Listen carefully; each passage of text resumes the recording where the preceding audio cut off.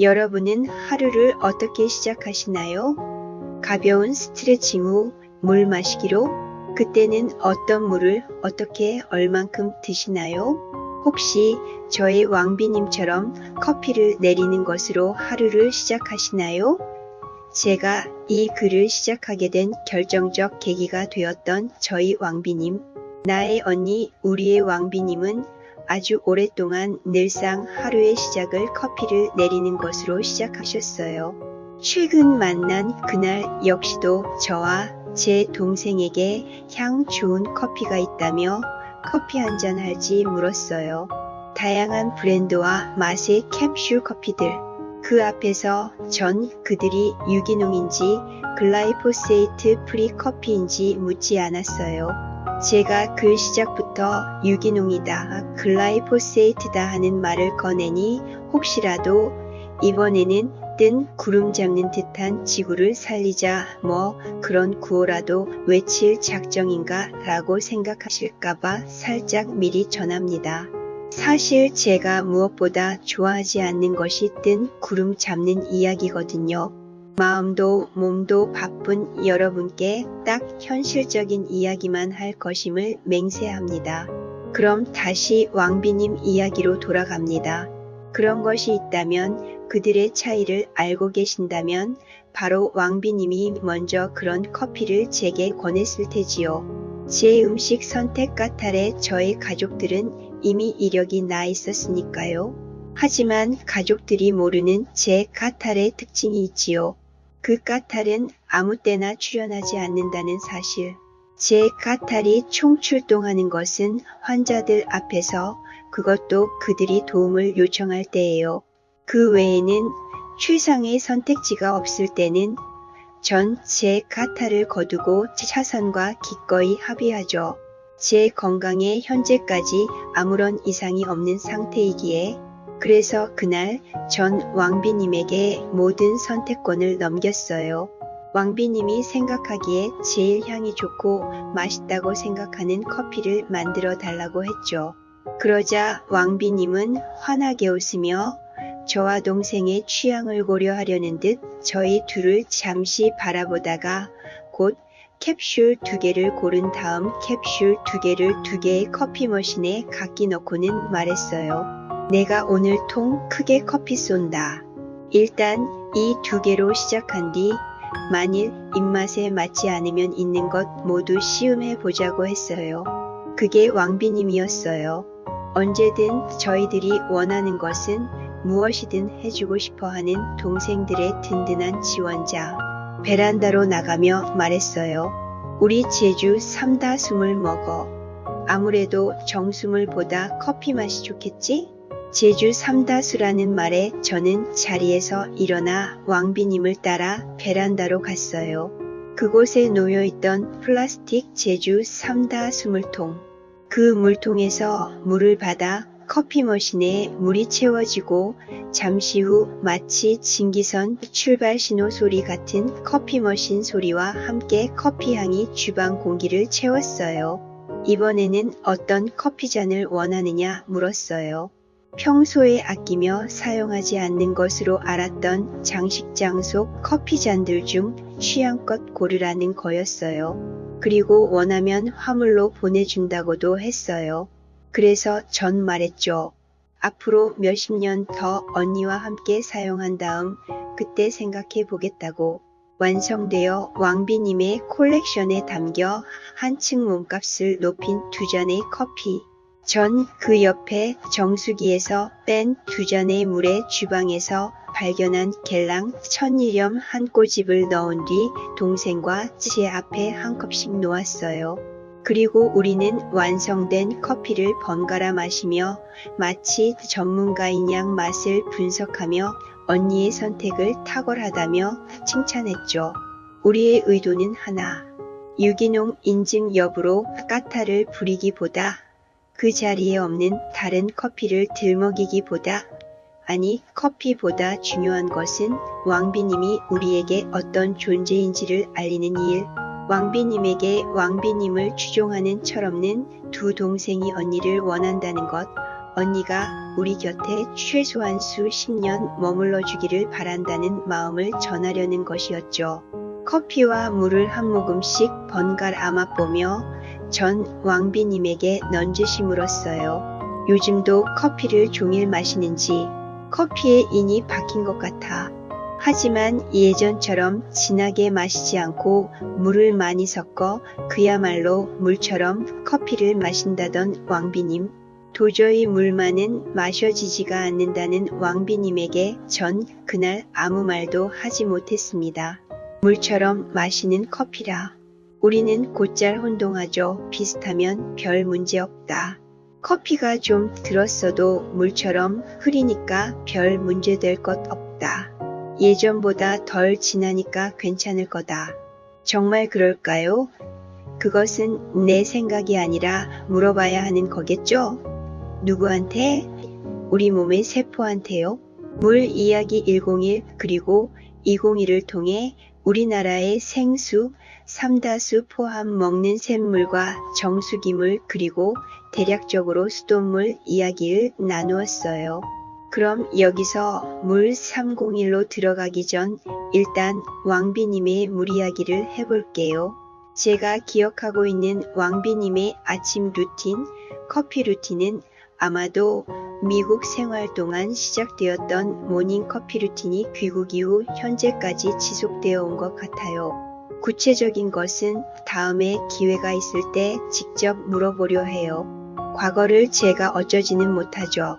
제가 할 수 있는 것은 지금 당장 왕비님에게 그리고 가족들에게 제가 환자들과 동료들에게 권하는 물 마시기를 전할 뿐입니다. 앞서 나이가 들면 탈수 상태를 감지하는 능력이 떨어진다고 그 원인에 대해 설명드렸어요. 물론 기억하지 못하셔도 전혀 문제 없어요. 제가 반복적으로 설명드리면 되니까요. 왕비님을 위한 아침 첫 물 만나기를 정밀의학 버전으로 설명드립니다. 왕비님처럼 뇌종양 감마 나이프 수술 이후 스타틴과 위장약을 장기 복용하고 계시며 관절염과 골다공증이 있을 때 거기에 플라스틱 용기에 먹는 샘물과 캠슈 커피를 섞어 하루 종일 마시는 습관이 있는 70대 여성에게 첫 잔의 물은 단순한 루틴이 아니라 뇌, 심혈관, 소화, 신장, 뼈 대사를 결정하는 매우 중요한 시작점입니다. 왕비님, 아침의 첫 물은 커피가 아니라 왕비님의 뇌와 뼈를 깨우는 치료물이 되어야 합니다. 그 다음 단계로 나아가죠. 과연 어떤 물을 마실 것인가? 경제력이 허락될 경우 유럽 천연 미네랄 워터로 플라스틱 병이 아닌 유리병에 담긴 것을 구하셔서 체온에 가깝게 맞추어 마셔주세요. 유럽 정식 광천수는 규소, 마그네슘, 칼슘, 중탄산염, 미량 미네랄 구성이 자연 그대로이고 플라스틱 용출은 뚜껑 정도로 매우 낮으며 수십 년간 그 안정성을 인정받은 것으로 선택합니다.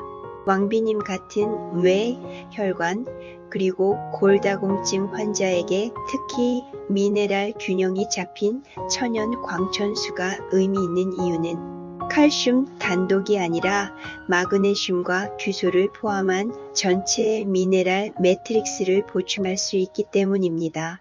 마시는 방식 유리컵 또는 안전한 도자기 잔을 준비하셔서 물을 체온과 가까운 34도에서 37도 사이로 살짝 데워 안정성을 높여 첫 모금은 난초에 물 주듯 조금씩 천천히 20에서 30분 사이에 총 300ml에서 500ml 정도를 섭취하세요.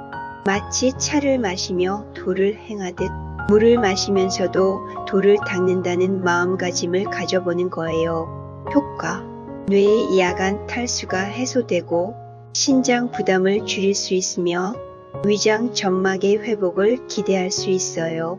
약물 복용 시 아침 첫 약물 흡수를 최적화하며 커피와는 반대로 부신의 피로를 최소화해주니 환자에게 보다 안전하죠. 왕비님처럼 다약제를 복용 중이고 뼈가 약한 환자에게는 플라스틱 내분비 교란물질 PFAS 미세 나노 플라스틱 노출을 반드시 관리해야 해요. 경제적으로 그리 녹록지 않은 경우 혹은 구한 수입 천연 광천수가 딱 떨어졌는데 이런 경우를 대비하기 위해 두 번째 옵션이 등장합니다. 혹시라도 물 101과 물 201을 미처 보지 못한 분들이 오해하실까봐 말씀드립니다. 한국의 생수 즉 먹는 샘물과 탄산수 그리고 유럽의 천연 광천수와 탄산수가 무엇이 어떻게 다른지는 그 글들을 참고하시면 잘 이해하실 수 있을 거예요. 혹시라도 저를 유럽 물 장사꾼으로 오해하실까봐 재차 말씀드립니다. 수돗물이나 삼다수, 정수기 물을 마시기 전에는 가능하면 다음과 같은 과정을 거치도록 합니다. 정화 과정.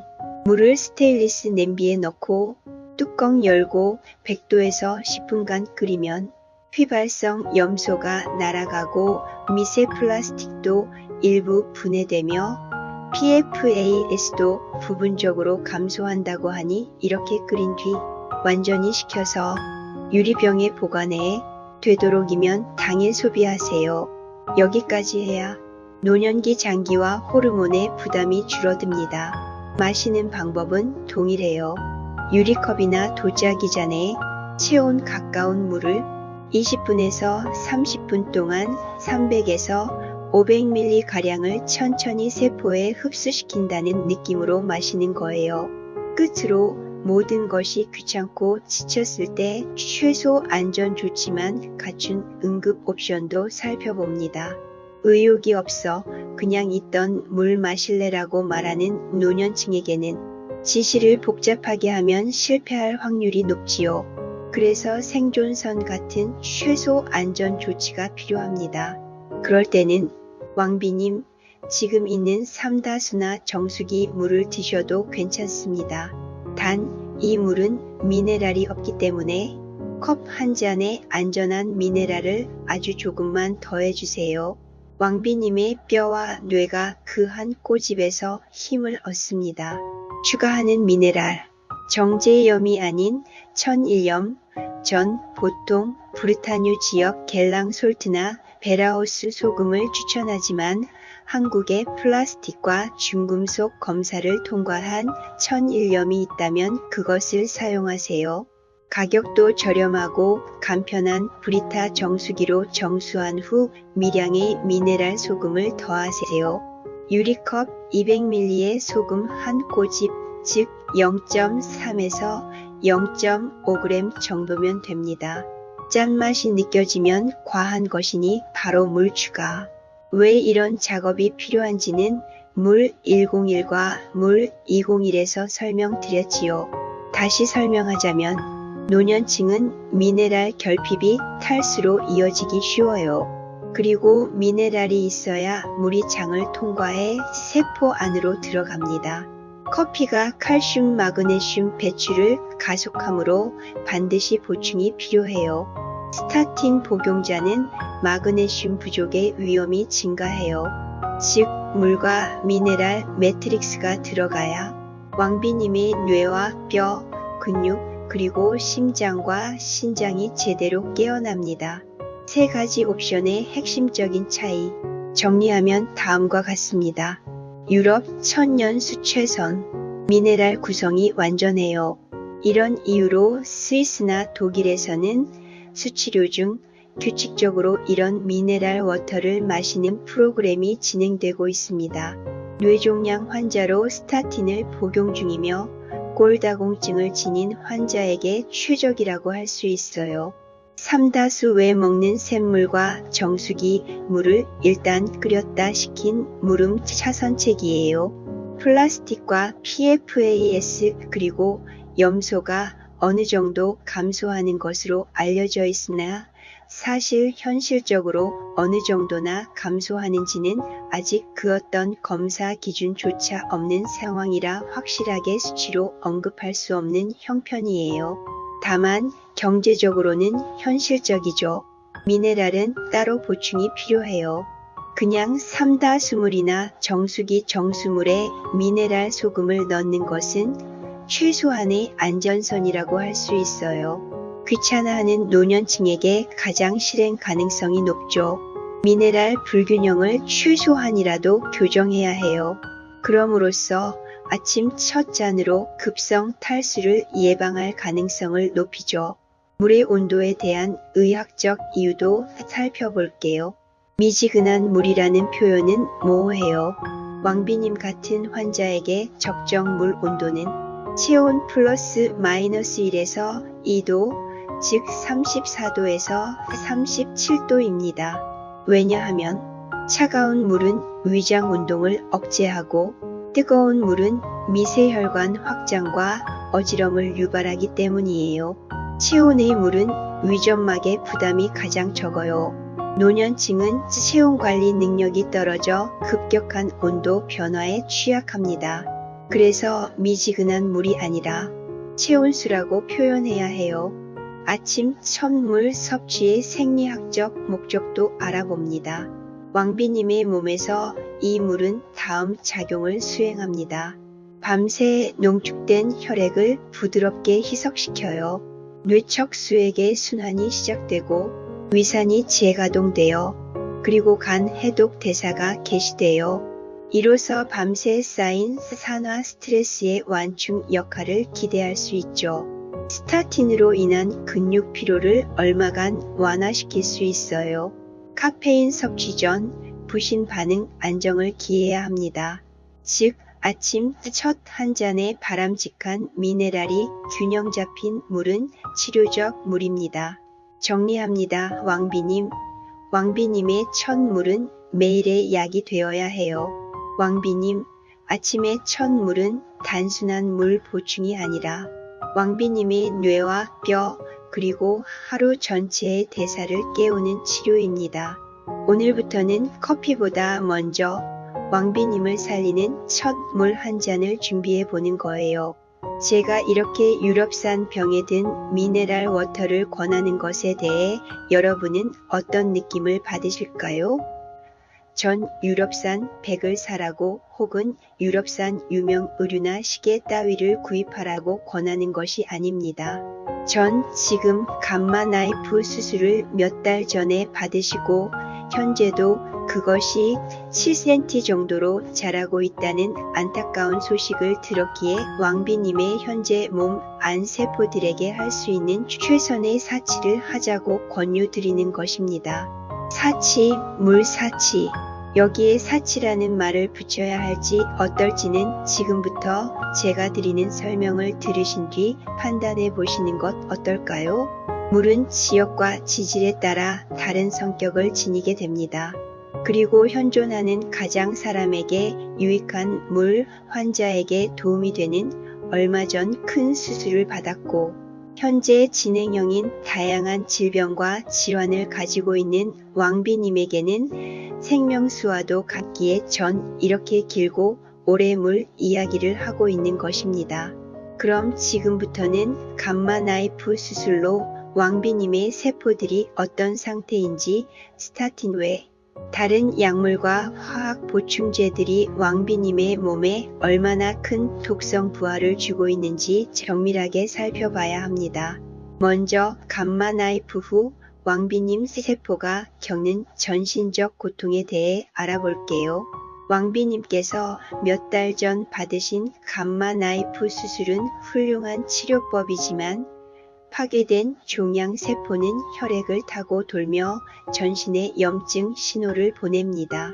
이는 왕비님의 몸 전체에 만성적인 산화 스트레스를 증가시키는 결과를 낳습니다. 이 산화 스트레스가 지속되면 세포의 DNA가 손상되고 이는 불행하게도 암 재발이나 세포 변이를 촉진하는 환경을 조성하게 됩니다. 왕비님의 몸은 지금 최대치의 세포 방어력이 필요한 가장 민감한 시기에 계신 것이지요. 다음은 오랫동안 복용하고 계신 스타틴, 위장약 화학 영양제가 간에 주는 치명적 부담을 살펴보겠습니다. 왕비님께서 드시는 지질 개선제 스타틴은 CYP450 효소계를 통해 간에서 대사됩니다. 위장 약물과 기타 약물들 역시 마찬가지고요. 여기에 K2가 없는 화학 칼슘제와 화학 종합 영양제인 센트륨까지 더해지면 왕비님의 간은 독소 처리로 인한 과부하에 걸리게 된답니다. 참고로 영양제라는 단어는 여러모로 찬찬히 따져볼 필요가 있는 단어입니다. 물론 차후에요. 독성의 연쇄골이라고 아실까요? 간이 지치면 해독 기능이 떨어지고 이 해독되지 않은 독소들이 전신 염증을 더욱 부추깁니다. 이는 왕비님의 회복 에너지를 고갈시키고 세포 변이 위험이 높은 환경을 만듭니다. 왕비님의 경우 스타틴의 효과와 함께 그 독성을 생각해야 합니다. 특히 스타틴은 세포 에너지 공장인 미토콘드리아의 기능을 돕는 코큐텐의 합성을 방해하여 근육 통증과 만성 피로를 유발합니다. 뇌종양을 치료 중인 왕비님께 이러한 에너지 고갈은 절대 피해야 할 위험 요소입니다. 제가 유럽 천연 미네랄 워터를 우선 권유한다는 말에 혹시 물 사치를 종용하는 것이냐고 불편해 하실까요? 왕비님이 물을 생명수와도 같은 수준으로 생각해야 하는 이유는 바로 수술 후 여전히 종양이 자라고 있는 상황에서는 가능한 독성 제로화를 기하려는 전략을 세워야 하기 때문입니다. 화학 독소와의 이별을 해야 하는 시점이기 때문입니다. 이 물은 화학 첨가물, K2 없는 불량 칼슘, 화학 종합 영양제의 모든 독소와 첨가제를 대신할 수 있는 순수한 미네랄 매트릭스입니다. 또한 유리병에 담겨 있어 미세 플라스틱 같은 잠재적 암 유발 독소로부터도 왕비님을 보호해 드립니다. 미네랄의 치료적 역할도 생각해 보겠습니다. 마그네슘이 풍부한 천연수는 스타틴으로 지친 근육과 미토콘드리아의 회복을 돕고 신경을 안정시켜 드리는 가장 깨끗한 에너지 회복제 역할을 수행합니다. 중탄산염의 방패 역할도 기대할 수 있습니다. 중탄산염이 풍부한 물은 왕비님의 몸에 누적된 만성적인 산 부하를 중화하고 세포 변이가 일어나기 어려운 약알칼리성의 안정된 환경 조성에 기여합니다. 고품질 칼슘 공급을 기대할 수 있습니다. 이온 형태의 칼슘은 흡수율이 낮아 혈관 석회화 위험이 있는 화학 칼슘제 대신 뼈 건강을 안전하고 효율적으로 지원합니다. 왕비님, 지금 왕비님께 가장 필요한 것은 세포가 변이 걱정 없이 회복에만 전념할 수 있는 환경입니다. 이 유럽산 천연수는 그 목표를 이루기 위한 최선의 사치이자 가장 정밀한 치료적 접근이라고 생각합니다. 물을 약의 개념으로 보실 때 우리가 유럽의 천연수를 찾을 수밖에 없는 지형적, 지질학적 이유를 아시는 것이 중요합니다. 이 지질의 차이가 단순히 미네랄 함량을 결정하는 것을 넘어 인류의 식문화와 치료법까지 바꿔놓았다고 해도 과언이 아니니까요. 먼저 지형과 지질이 물의 성격을 결정하는 이유를 알아봅니다. 유럽, 스위스, 독일, 이탈리아는 경수 지역이라고 볼 수 있어요. 지질상 유럽 대륙은 석회암 지대가 광범위하게 분포합니다. 이 석회암은 주성분이 탄산칼슘이지요. 물의 성격을 보면 빗물이 이 석회암 지대를 오랜 기간 통과하면서 칼슘과 마그네슘 같은 미네랄 이온을 다량 녹여냅니다. 따라서 유럽의 물은 미네랄 함량이 높은 경수가 되는 것입니다.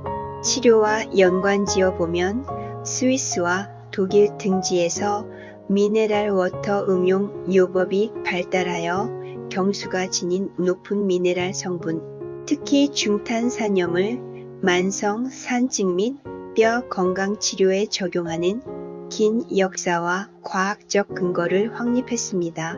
이에 비해 한국은 대부분이 연수 지역입니다. 이 지역은 화강암이나 현무암 같은 화성암 지질이 주를 이룹니다. 화성암은 미네랄 성분이 물에 쉽게 용해되지 않는 매우 단단한 구조를 가지고 있습니다. 물의 성격은 빗물이 이 단단한 지질을 통과해도 미네랄을 많이 녹여내지 못하기 때문에 미네랄 함량이 낮은 연수가 주를 이루게 되는 것이지요. 아프리카 일부, 에티오피아, 케냐 및 화산 지역도 살펴볼게요. 차후 커피와 차 문화 이야기를 심도 있게 진행하게 될 때를 위해 미리 알아봅니다. 아프리카의 에티오피아와 케냐는 지질상으로 화산지대는 마그마가 분출하며 형성된 다공성 암석과 풍부한 화산재를 포함합니다. 그리고 물의 성격은 화산지대의 토양에는 마그네슘이나 칼슘 같은 특정 미네랄 성분이 풍부하게 함유되어 물에 잘 용해됩니다. 이로 인해 미네랄이 적절히 녹아있는 중경수가 많습니다. 중국 대륙성 기후 및 지질도 알아볼게요. 중국은 워낙 국토가 넓어 지역별 편차가 크지만 북부는 석회암 지대와 사막성 지질이 혼재되어 경수가 많습니다. 반면 남부 지역은 강수량이 많고 지질 특성상 연수도 분포하여 지역별로 물의 성격이 매우 이질적입니다. 왕비님, 물의 미네랄 함량은 단순히 건강을 넘어 그 지역 사람들의 식문화와 일상 습관까지 결정했습니다. 이에 대해서는 차후에 자세하게 이야기해 볼 것입니다. 우리의 물은 어떨까요? 매일 마시는 물, 그 속에 우리 삶의 중요한 비밀이 숨어 있다는 사실 알고 계셨나요? 생각해보면 우리가 먹는 식재료에 쓰인 농약, 우리가 아플 때 복용하는 약물, 심지어 가축에게 먹이는 항생제와 호르몬까지 이 모든 것들이 결국 하수도를 통해 흘러 저수지로 모이고 결국 우리 집 수돗물이 됩니다. 놀랍지 않나요? 가공식품이 담겼던 플라스틱 용기, 눌어붙지 않는 프라이팬이나 튀김기의 과불화와 화물, 의료의 화학 물질들도 돌고 돌아 우리 수돗물의 일부가 됩니다. 이 물질들은 저수지에서 정수 과정을 거쳐도 완전히 제거되지 않고 일부는 그대로 남아 우리 식탁에 오르게 됩니다. 결국 우리의 생활 습관 하나하나가 바로 우리 눈앞에 놓인 물 한 잔의 질을 결정한다는 사실, 정말 충격적이지 않나요? 이런 이야기를 들으면 그럼 정수기 물을 마시면 되는 거 아니야? 하고 생각하실 수도 있습니다. 물론 정수기 물은 세균 걱정 없이 마실 수 있죠. 하지만 문제는 정수기 물이 세균만 거르는 게 아니라는 거예요. 물속에 들어있는 우리 몸에 꼭 필요한 미네랄까지 싹 다 걸러버린다는 사실. 미네랄이 없는 물은 마치 영혼 없는 몸과 같습니다. 그렇다고 시중에 파는 생수를 마시자니 생수 역시 소독 살균 과정을 거친 물이라 미네랄이 부족할 뿐만 아니라 2024년 국내 생수에서도 리터당 1.3개의 미세 플라스틱이 검출되었다는 보고도 있었는데 측정 기술의 발달로 그 수치는 더욱 늘어만 가니 점점 마음이 무거워질 뿐이지요. 맙소사 돈까지 지불하며 사먹는 물에 미세 플라스틱이라고. 그렇다고 비싼 병에 든 유럽 천연 광천수를 매일 마실 수도 없는 노릇이고. 아니 그런데 왜 그런 위험한 물들이 여전히 팔리고 있는 거지? 그럼 유럽 사람들은 모두 그 병에 든 천연 광천수나 천연 탄산수를 마시고 있는 거야? 등등 많은 질문을 하시게 될 것입니다. 그럼 지금부터 그 질문에 하나씩 답을 드려볼게요. 우선 간단한 답부터 시작합니다. 사실 현지 유럽인들도 모두 이런 병에 든 천연 광천수나 탄산수를 마시는 건 아닙니다. 이유는 간단하지요. 이것은 각자의 선택으로 별도의 돈을 투자해야 하는 금전이 관련된 선택의 문제입니다. 왜 미세 플라스틱의 위험에도 불구하고 플라스틱병의 생수는 계속 판매되고 있을까요? 핵심은 식품의 규제 방식 때문이에요. 식품은 독성 증거가 명확히 확인되기 전까지는 판매를 금지할 수 없는 구조로 되어 있어요. 의약품과 대비해서 식품 규제의 구조적 차이를 살펴볼게요.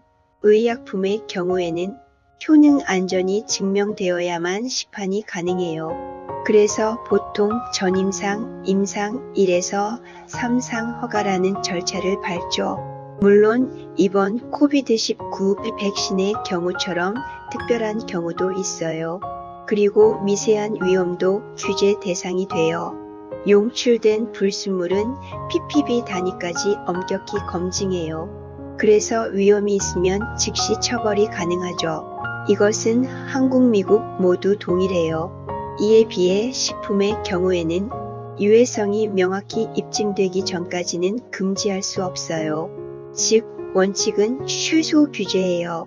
위험이 있어도 그 위험이 단기 독성인지 만성적 축적 독성인지 인과관계가 명확한지 용량과 반응 관계가 확인되는지 등을 과학적으로 확정해야만 규제할 수 있어요.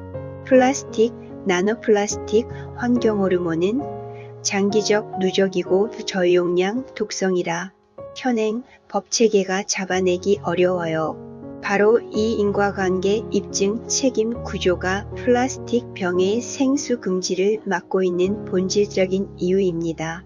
플라스틱 병의 생수는 식품이라는 공식으로 인해 위험하다고 의심되는 것만으로는 금지 불가라는 것이 현재 상황이고 이것은 한국, 미국, EU 모두 동일해요.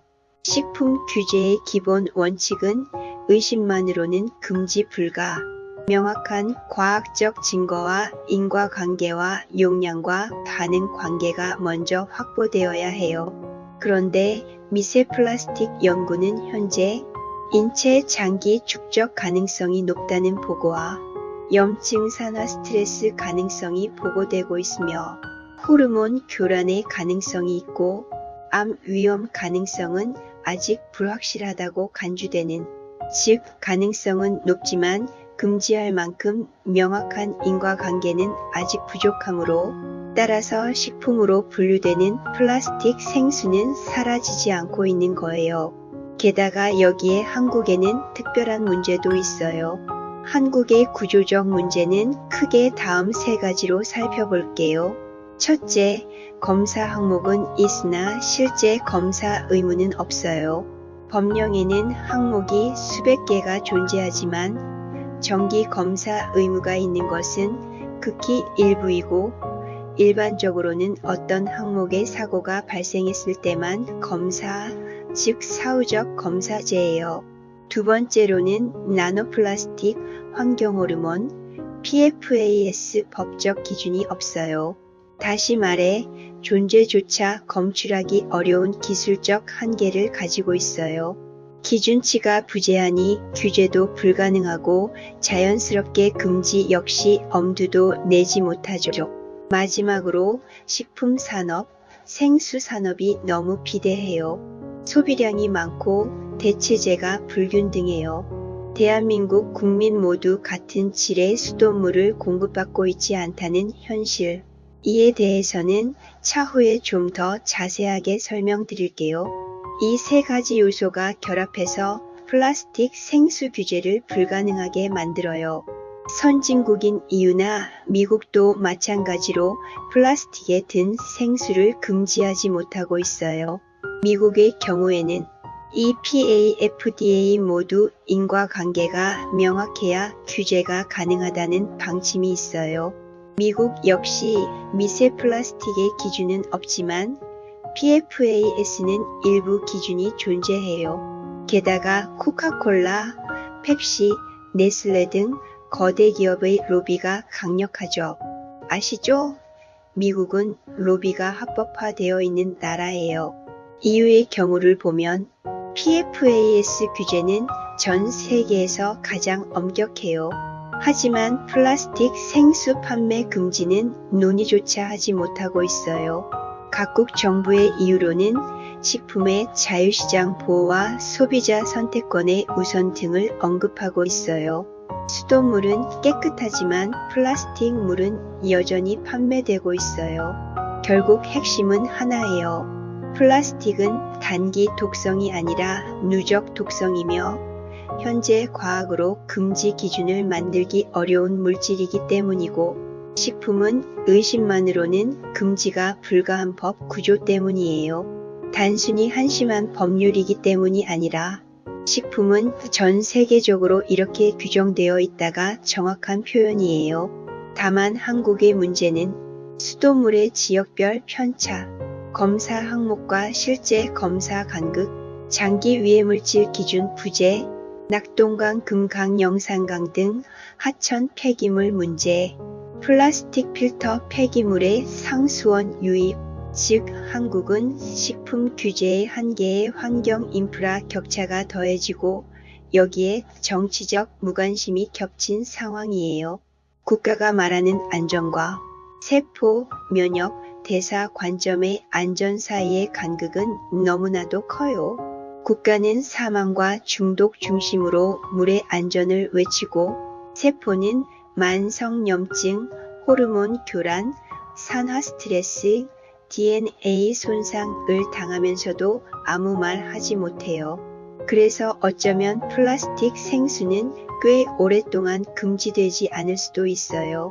법률적 구조 때문에, 그리고 과학적 증거 부족 때문에, 또 산업적 이유 때문에 미세 나노 플라스틱과 과불화 화물의 유해성이 증명되기까지 수십 년이 걸릴 거예요.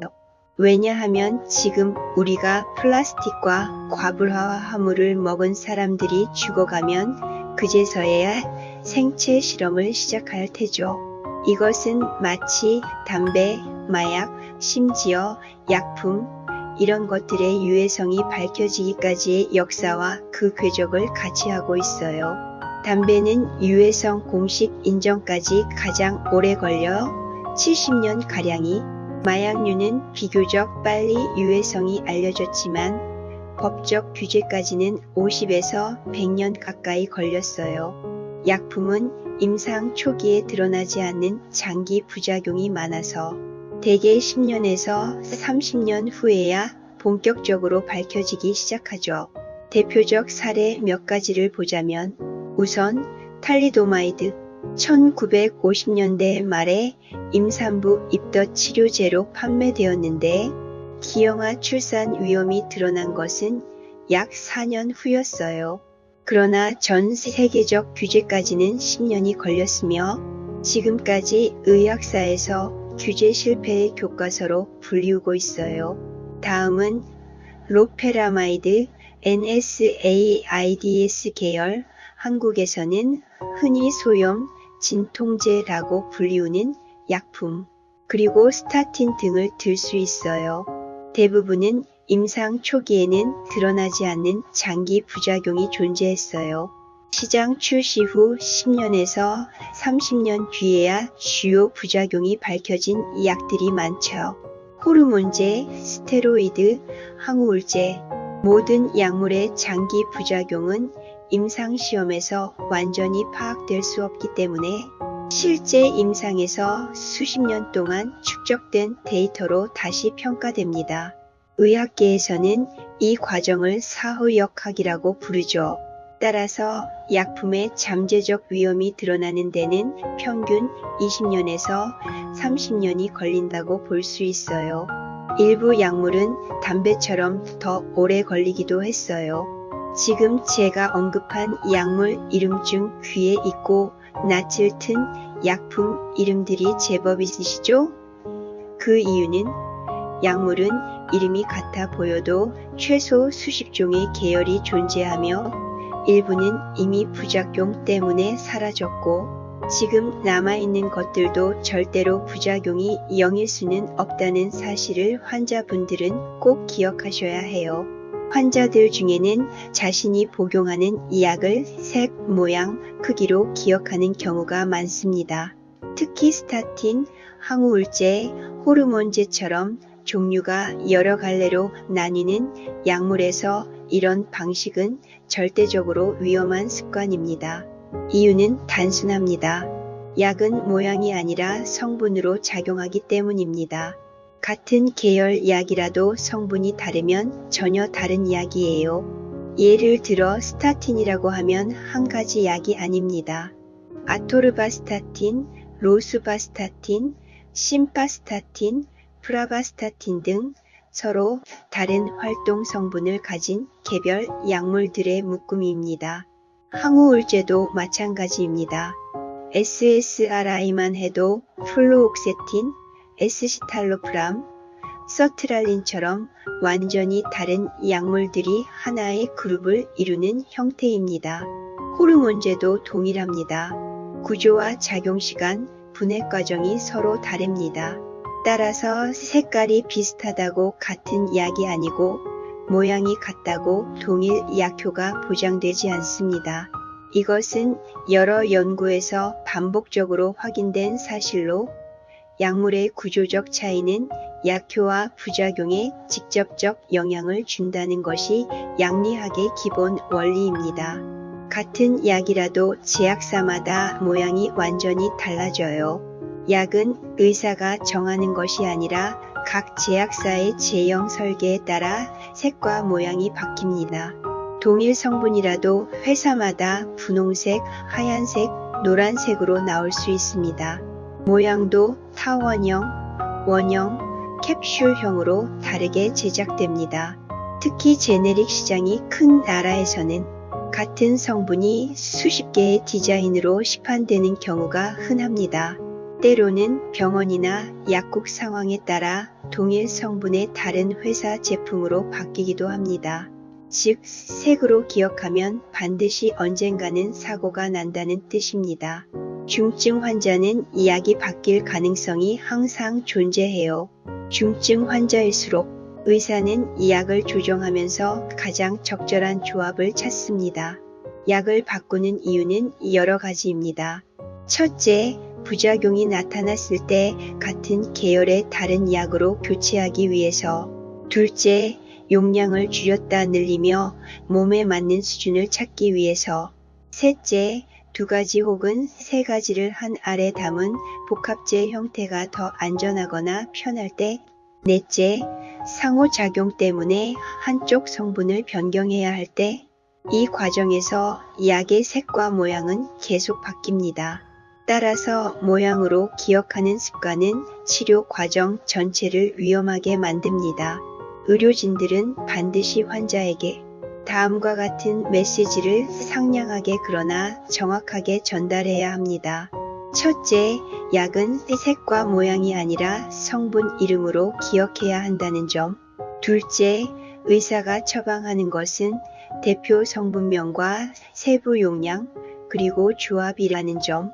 셋째, 약이 바뀌는 것은 문제가 생겨서가 아니라 몸에 더 잘 맞는 안전한 조합을 찾기 위한 정상적인 치료 과정이라는 점. 넷째, 모양으로 기억하면 약이 바뀌었을 때 잘못 복용하거나 중복 복용하는 심각한 위험이 생긴다는 점. 환자에게 좀 더 현실적인 안내 방법도 있습니다. 색과 모양 대신 아래 4가지 방법을 권하는 것이 안전합니다. 첫째, 약 봉투 또는 약통의 성분명과 용량을 직접 확인하는 습관을 들이도록 합니다. 둘째, 의사에게 받은 처방 전 사본을 스마트폰에 촬영해 보관하도록 돕습니다. 셋째, 복용 중인 약이 여러 종류라면 성분명 중심의 리스트를 만들어 관리하도록 돕는 방법이 좋습니다. 넷째, 약이 변경될 때마다 이것은 기존 약에서 무엇이 달라졌는가를 의사나 약사에게 반드시 질문하도록 훈련하고 함께 연습합니다. 모양으로 기억하던 환자들에게 이런 교육을 하면 중복 복용 사고, 누락, 금기 조합 문제를 예방하는 데 큰 도움이 됩니다. 정리합니다. 약의 색과 모양은 제약사가 정하는 외형 디자인일 뿐입니다. 환자를 치료하는 것은 외형이 아니라 약의 성분, 용량, 그리고 조합입니다.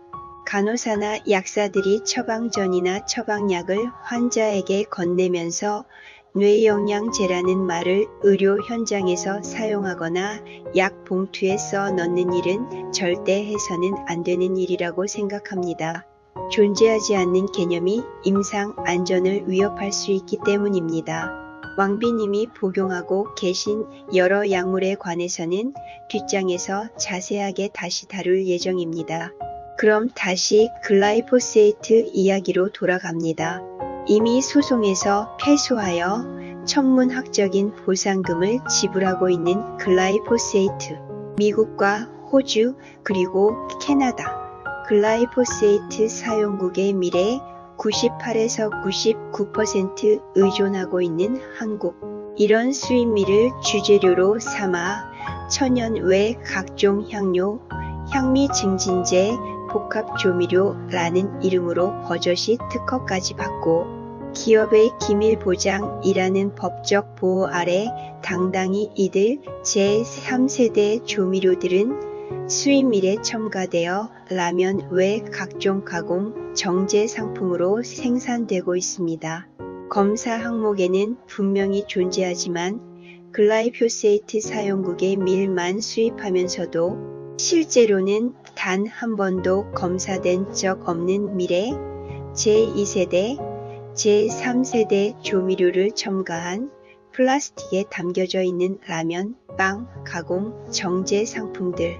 왜 이때 냄비 속에 개구리가 연상될까요? GMO 작물과 단짝인 글라이포세이트로 생산된 콩과 그 부산물 그리고 그런 씨앗을 원료로 헥산이라는 화학물질을 사용 가공 정제한 기름을 식용유라는 한국 고유의 이름으로 판매하고 있죠.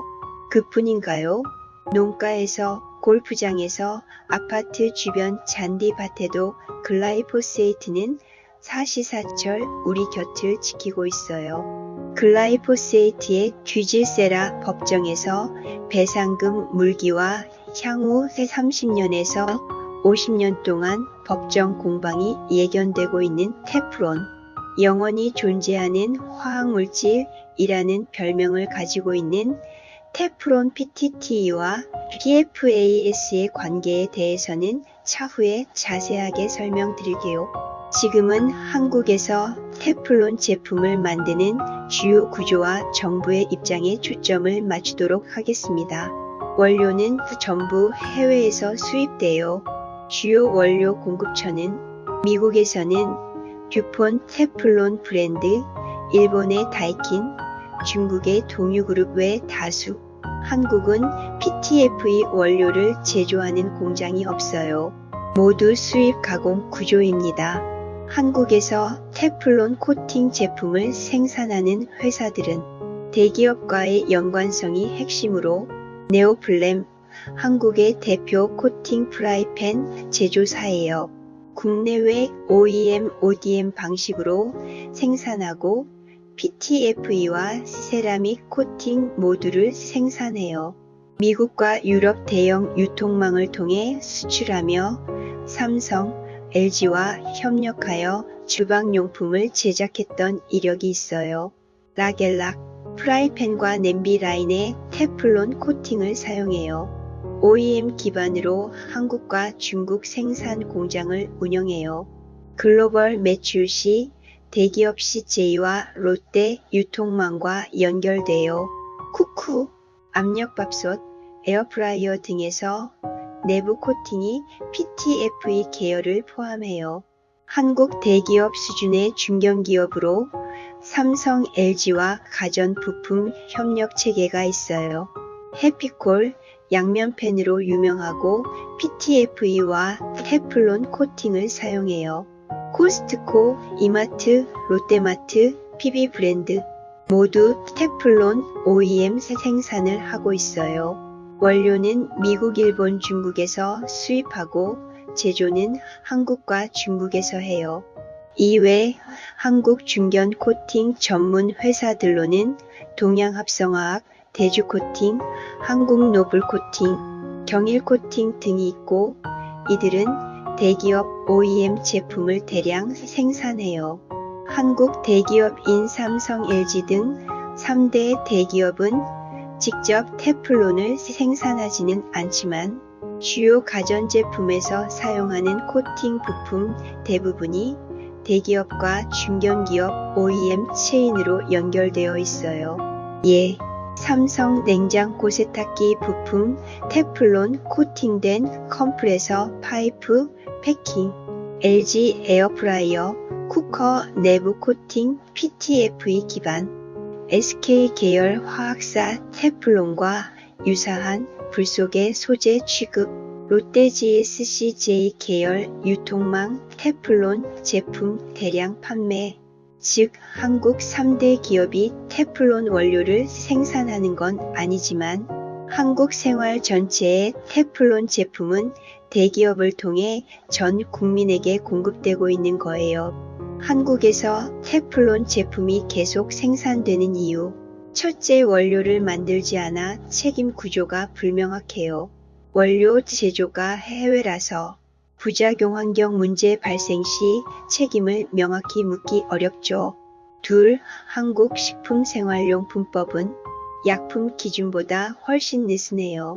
테플론은 식품 접촉 가능 물질로 분류돼 유해성 의심 즉각 금지라는 약품 규칙이 적용되지 않아요. 셋째, PFAS와 PFOA 논란이 심각해도 한국에는 강제 금지법이 거의 없어요. 대체 소재인 세라믹 등의 가격이 비싸고 내구성 낮아요. 이런 까닭에 산업계는 계속 PTFE 제품을 고수해요. 한국환경부 조사 기준에 PFAS 항목이 포함돼 있지만 실측 공개가 거의 없어요.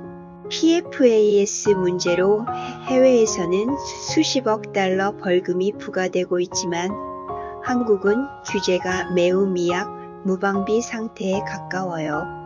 환경 건강 피해는 10년에서 30년 후 누적되어 나타나는 구조라 정치권은 뒷짐지고 있고 의료계와 과학계는 침묵을 금으로 삼고 있는 상황.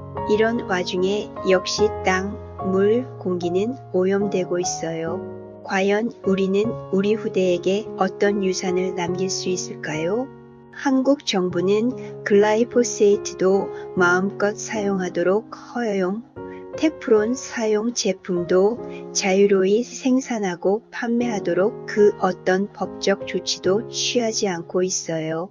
모든 것은 소비자의 선택이라는 결론인데 그럼 이들로 인해 발생하고 있는 땅, 물, 공기 오염은 누가 책임지나요?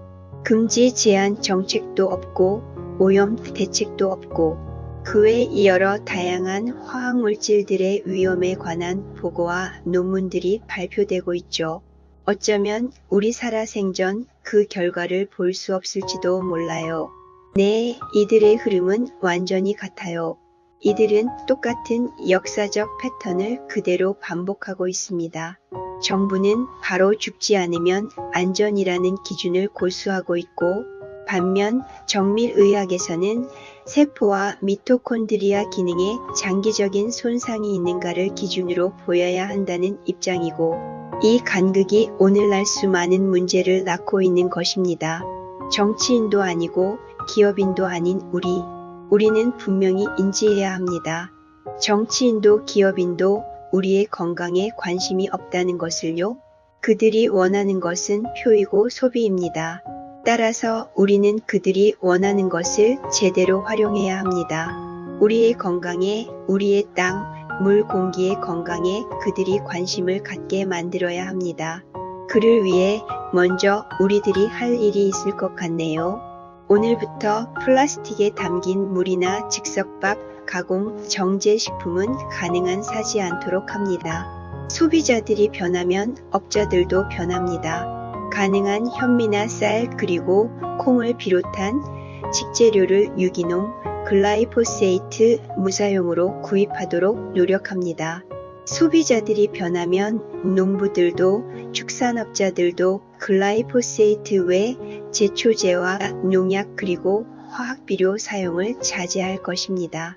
그리고 집에서 눌지 않는 테프론, 팬이나 밥솥, 그리고 튀김기를 처리하고 더 이상 그런 과불화와 화물 제품들은 구매하지 않도록 합니다. 이미 그동안 사용했던 약만으로도 영원한 화학물질은 대한민국 국민의 몸속에 땅과 물에 충분히 남아 돌고 돌 거예요. 그때가 언제일지 모르지만 그들을 제거할 수 있는 그 무엇인가가 발견되는 그날까지 물론 유기농의 글라이포세이트 프리 식재료를 구입하는 것이 금전적으로 부담이 되죠. 그리고 조리할 때 눌지 않는 프라이팬과 튀김기와 밥솥을 포기하는 일이 쉬운 일은 아니죠. 그렇지만 이미 그 심각성을 알면서도 돈과 건강을, 편리성과 건강을 바꿀 수는 없는 일입니다. 우리 자손들에게 지금보다 험한 땅과 물을 물려줄 수 없는 일입니다. 우리가 우리 스스로 할 수 있는 일을 한 뒤 정치인, 기업인들한테 당당히 요구해야 합니다. 그들이 그토록 간절히 원하는 것, 표를 얻으려면 그들이 무엇을 해야 하는지, 우리 국민이 원하는 것이 무엇인지를 확실히 전합니다. 기업들이 우리의 돈을 구하려면 어떤 물건을 만들어야 하는지 제대로 보여주어야 합니다. 이것이 국민의 힘이고 진정한 소비자의 역할이라고 전 생각합니다. 누군가를 바꾸려 하기보다 내가 바뀌어야 할 때입니다. 왕비님의 치유를 위해, 왕비님의 백성들을 위해 바뀌셔야 할 때입니다. 어느덧 세포에 물 줄 시간이네요. 3가지 옵션 기억하시죠? 어떤 물을 선택하시겠어요? 캡슐 커피에 플라스틱 통에 들어 배달된 물을 탄 그 물은 선택지에 없습니다. 캡슐 커피에 플라스틱 통에 생수를 섞어 하루 종일 물처럼 드시는 습관은 독성 부하를 극대화하는 조합이라는 사실을 꼭 기억해 주세요. 플라스틱 통은 시간이 지남에 따라 미세 플라스틱을 방출하며 이는 소화기관을 거쳐 혈관에 미세한 염증을 일으킵니다. 특히 햇빛이나 온도 변화에 노출되면 환경 호르몬을 용출할 위험이 급격히 높아집니다. 캡슐의 알루미늄과 플라스틱 조합의 독소와 생수통의 독소가 결합하여 왕비님의 간과 장에 이중의 방어벽을 뚫고 염증을 일으키고 있는 셈입니다. 이미 위장이 망가지신 왕비님에게 이런 습성은 바람직하지 않습니다. 굿모닝 워터 루틴과 함께 깨어있는 동안에는 갈증이 감지되지 않아도 세포가 원하는 물 주기를 규칙적으로 습관화합니다. 세포들의 최선의 사치를 선사해 주세요. 그러면 세포들은 분명히 아름다운 건강한 모습으로 기꺼이 보답할 거예요. 왕비님 물주기 실전 이제 함께 연습합니다. 이 순간부터는 혀가 원하는 물이 아니라 왕비님의 몸속 세포들이 원하는 물주기를 시작합니다. 우리가 흔히 물을 마실 때 입안의 시원함과 청량감을 기준으로 삼지만 정작 우리 몸을 지탱하는 것은 혀가 아니라 왕비님 몸속의 수십조 개의 세포들입니다. 세포들은 우리가 생각하는 것보다 훨씬 섬세하게 자신들이 원하는 물의 조건을 가지고 있습니다. 원래의 기능을 회복하고 싶어 하는 세포들, 하루에도 수천 번씩 우리를 살려내는 세포들이 원하는 물은 단순한 H2O가 아니라고 했던 말을 다시 떠올립니다. H2O 속에 미네랄이 균형 있게 녹아있는 물, 세포가 숨을 쉴 수 있는 물, 세포는 스스로 말하지 못합니다. 하지만 그들은 언제나 똑같은 요청을 합니다. 우리에게 생명력이 깃든 물을 주세요. 그 물은 혀에게 만족을 주는 물이 아니라 세포에게 활력을 주어 미토콘드리아가 다시 불을 밝히고 세포막의 전위가 안정되며 온몸의 신경과 호르몬이 균형을 되찾는 물입니다. 그 물을 마시면 림프의 흐름이 고요하게 열리고 신장은 노폐물 배출에 힘을 얻습니다. 면역세포는 제자리를 찾고 근육과 뇌는 더 맑은 신호를 주고받습니다. 이렇게 H2O에 균형 잡힌 미네랄이 더해진 물주기를 하면 우리의 세포는 그 물을 받아 왕비님을 한 걸음 한 걸음 건강의 길로 안내합니다. 그러니 왕비님과 다른 환자분들이 마시는 물은 그저 갈증을 해소하는 물이 아니라 그 물로 인해 건강으로 향하는 길을 내는 물, 길을 여는 물, 몸의 길이 되는 물이어야 합니다. 이것이 바로 제가 말하는 물과 함께하는 수도입니다. 물의 길, 건강으로 향하는 길, 세포를 깨우는 길. 저는 이 과정을 통해 물 앞에서 예를 배우고 움직임, 즉 실천이라는 행동 속에서 두 길을 바꾸며 건강으로 치유로 향하는 길을 내려 환자들과 동료들에게 이 수도를 알리고 함께 행하고 있습니다. 세포가 원하는 물 이해하기, 몸의 원리를 따르는 길 실천하기, 물의 길을 통해 건강의 길로 들어가는 수도는 알묵과 행동이라는 두 개의 열쇠를 필요로 합니다. 마치 앞으로 무수히 이야기할 몸속 세포들의 수용체처럼 말이죠. 그리고 이 치유로 건강으로 향하는 열쇠는 누구나 얻을 수 있습니다. 하루 한 모금의 물에서 혀가 아닌 세포의 목소리에 귀 기울이는 그 순간에서 그 작은 시작이 왕비님을 치유로 이끌고 몸의 질서를 세우고 질병과 질환의 방향을 바꾸기 시작합니다. 재차 말씀드립니다. 물은 단순한 H2O가 아닙니다. 세포들이 살아가는 생리적 환경 그 자체입니다. 우리 몸의 60에서 70%를 이루는 것의 정체는 H2O라는 화학기호가 아니라 미네랄이 함유된 생명수입니다. 그래서 올바른 물주기는 세포에게 길을 열어주는 가장 근본적인 의학적 행위입니다. 세포가 원하는 물을 세포들이 원하는 방식으로 제대로 주기. 뒤에서 등장할 장내미생물 그리고 좀 더 정밀한 설명을 원하는 분들을 위해 참고로 덧붙입니다. 한 발 살짝 좀 더 들어가면 왕비님의 물주기는 세포에게 물을 주는 것에 그치지 않습니다. 실은 몸 전체의 생태계에 물을 주는 일입니다. 왕비님의 몸은 세포, 조직, 장기, 사람 전체, 장내 미생물 생태계까지 모두 물과 미네랄 기반의 균형 위에서 돌아갑니다. 즉, 왕비님은 혀가 원하는 물이 아니라 세포가 원하는 물을 마셔야 한다는 말은 좀 더 깊이 들어가면 이렇게 확장됩니다. 왕비님의 몸속에 사는 왕비님의 세포수보다도 더 많은 대략 38조 개 내외의 장내 미생물들도 건강을 위해 H2O와 미네랄이 조화된 물 환경을 필요로 합니다. 혹시 기억하실까요? 반려견 2마리를 먼 곳으로 보낸 뒤 다른 반려견을 둘지 생각 중이라는 왕비님께 제가 지나가는 말처럼 이런 말을 했었는데 반려견 대신 반려균을 살피시는 게 어떠실지. 반려균에 대해서는 앞으로 글이 진행됨에 따라 하나씩 차례로 납득하게 되실 거예요. 오늘은 몸은 세포로 구성되어 있단 에서 조금 확장된 왕비님의 몸은 세포 37조 개 내외와 그에 버금가는 숫자인 약 38조 개 가량의 장내 미생물로 구성되어 있다. 그래서 몸은 생태계를 이루고 있다고 표현할 수 있다 정도로 새로운 용어와 문장에 낯을 트는 정도면 충분합니다. 생태계란 생명체와 그 생명체가 살고 있는 환경이 서로 영향을 주고받으며 상호 의존적으로 유지되는 복합적 구조를 의미해요. 이런 정의 역시 그저 귀에 익히시는 정도면 충분합니다.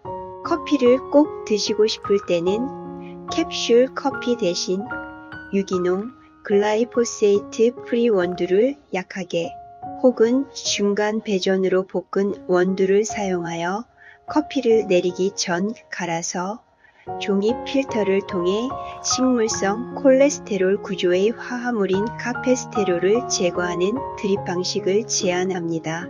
화학적 잔류 농약과 독소를 최소화하는 보다 현명한 양보가 될 것입니다. 그리고 다른 중요 사항도 알립니다. 커피는 기상 후 최소한 2시간 이후 그리고 식후에 커피를 드시려면 이 역시 최소 2시간 이후로 한정합니다. 보다 자세한 이유에 대해서는 뒷장에서 설명드리겠습니다.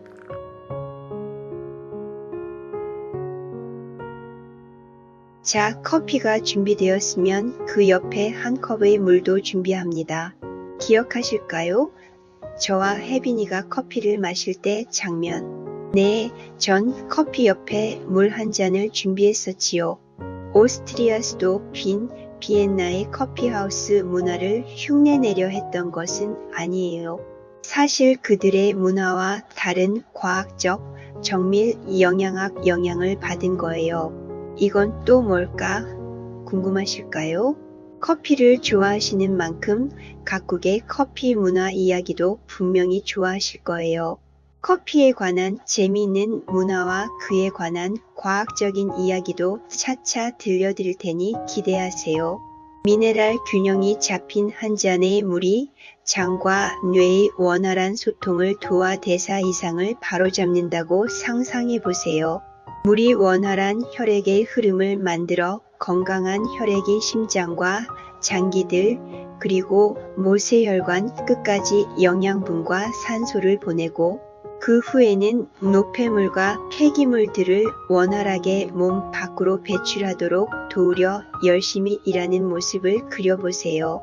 염증의 원인인 비만과 혈압, 당과 지방 대사 이상도 완화되어 결국 당뇨, 지질 이상, 관절염, 골다공증, 근감소증, 암, 치매, 심지어 정신과적 질환에 이르기까지 가공정제식에 찌든 현대인들이 겪는 모든 대사 이상 질환들이 개선될 수 있습니다.